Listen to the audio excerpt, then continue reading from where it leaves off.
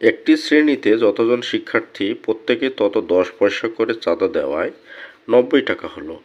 ওই শ্রেণীতে কতজন শিক্ষার্থী কত ছিল বা শিক্ষার্থীর সংখ্যা কত? এই প্রশ্নগুলো খুব পরীক্ষায় আসে, বিভিন্ন পরীক্ষায়। ক নম্বর অপশন 90 জন, 60 জন, গ হচ্ছে 30 জন, ঘ হচ্ছে 15 জন। এই প্রশ্নটা সমাজসেবা অধিদপ্তর উপপরিচালক পদে এসেছিল। তো দেখো কিভাবে শর্টকাটে করবো আমরা অঙ্কটি। প্রথমে একটা রুট চিহ্ন দেব। মোট কত টাকা উঠছে?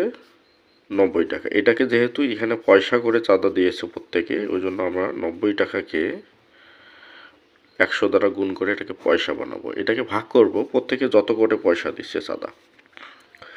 তাহলে প্রত্যেকে 10 পয়সা করে চাঁদা দিচ্ছে, তাহলে এটাকে আমি 10 দিয়ে ভাগ করব। তারপর যেটা হবে, শূন্য শূন্য কাটা যাবে, তাহলে হচ্ছে তোমার এখানে 900। এই 900কে যদি স্কোয়ার রুট করা হয় তাহলে 30 হবে। এই হলো 30 জন উত্তর।